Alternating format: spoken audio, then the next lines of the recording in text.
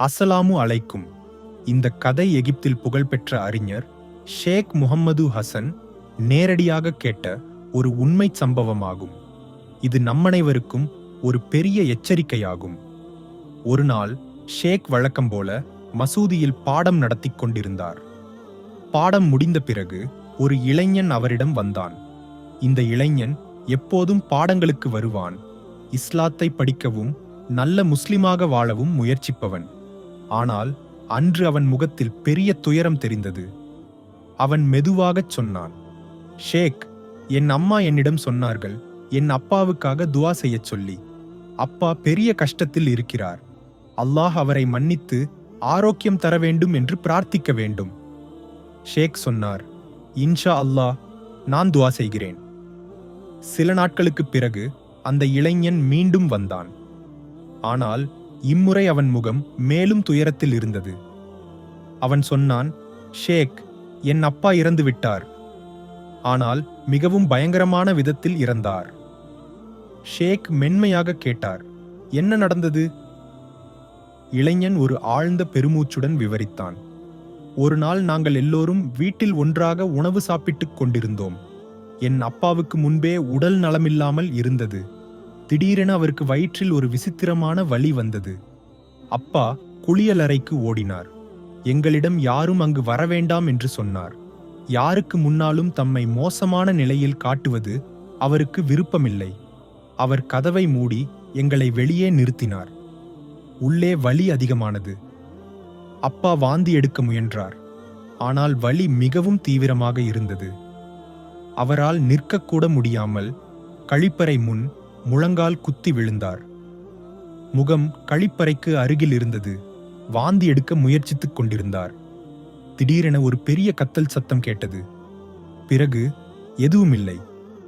சத்தமில்லை, அழுகை இல்லை, எதுவுமே இல்லை. நாங்கள் ஓடி வந்து கதவை திறந்தோம். அங்கு கண்ட காட்சி அதிர்ச்சியாக இருந்தது. என் அப்பாவின் முகம் கழிப்பறையின் உள்ளே வாந்தி, அழுக்கு, இரத்தம் ஆகியவற்றில் மூழ்கியிருந்தது. அப்படியே அவர் இறந்தார்.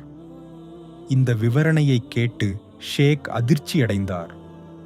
அவர் இளைஞனிடம் சொன்னார், அல்லாஹ்வின் பெயரால் உன்னிடம் கேட்கிறேன், உன் அம்மாவிடம் சென்று கேள். உன் அப்பா எப்படிப்பட்ட வாழ்க்கை வாழ்ந்தார்? அவர் என்னவெல்லாம் செய்தார்?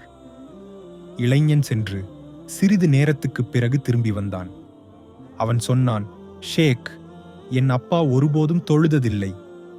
ஷேக் சொன்னார், தொழுகையை விடுவது பெரிய குற்றம். சில அறிஞர்கள் சொல்கிறார்கள், தொழுகையை வேண்டுமென்றே விடுபவன் இஸ்லாத்துக்கு வெளியே இருக்கிறான் என்று.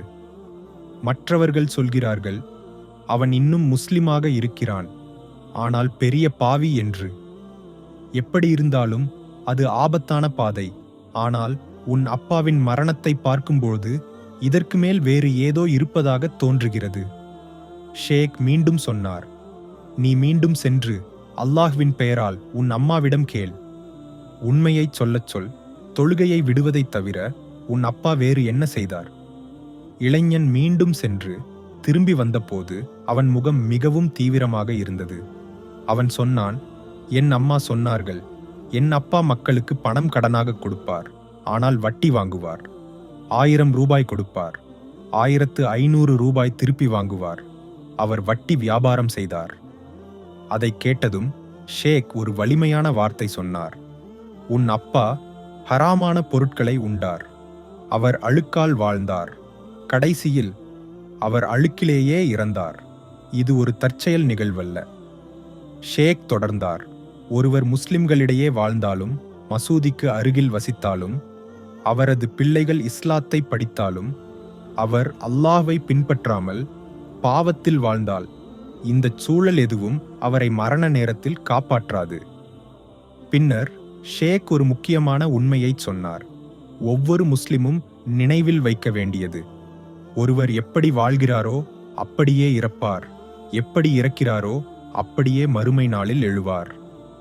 நமது சகோதரர்களே, இந்த கதை நமக்கு ஒரு பெரிய விழிப்புணர்வு. முஸ்லிம் குடும்பத்தில் பிறந்தது, இஸ்லாமிய அறிஞர்களுக்கு அருகில் வாழ்ந்தது, முஸ்லிம் நாட்டில் வசித்தது எதுவும் நம்மை காப்பாற்றாது. உண்மையில் முக்கியம் நாம் எப்படி வாழ்கிறோம் என்பதுதான். நமது தவறுகளை திருத்துவதற்கு தாமதிக்க வேண்டாம். தொழுகையை அலட்சியமாக பார்க்க வேண்டாம். வட்டி, ஏமாற்றுதல், ஹராமான எல்லாவற்றையும் விட்டுவிட வேண்டும். அல்லாஹ்வை மகிழ்விக்கும் வாழ்க்கையை வாழ முயற்சிக்க வேண்டும். ஏனெனில் நாம் எப்படி வாழ்கிறோமோ அப்படியே நமது மரணம் இருக்கும். நாம் எப்படி இறக்கிறோமோ அப்படியே மறுமை நாளில் எழுவோம். அல்லாஹ் நம்மை மோசமான முடிவில் இருந்து காப்பாற்றட்டும். நமது இதயங்களையும் செயல்களையும் வருமானத்தையும் தூய்மையாக்கட்டும். அவனது கட்டளைகளை பின்பற்றி நேர்மையுடன் வாழவும் இரக்கவும் நமக்கு அருள் புரியட்டும். ஆமீன்.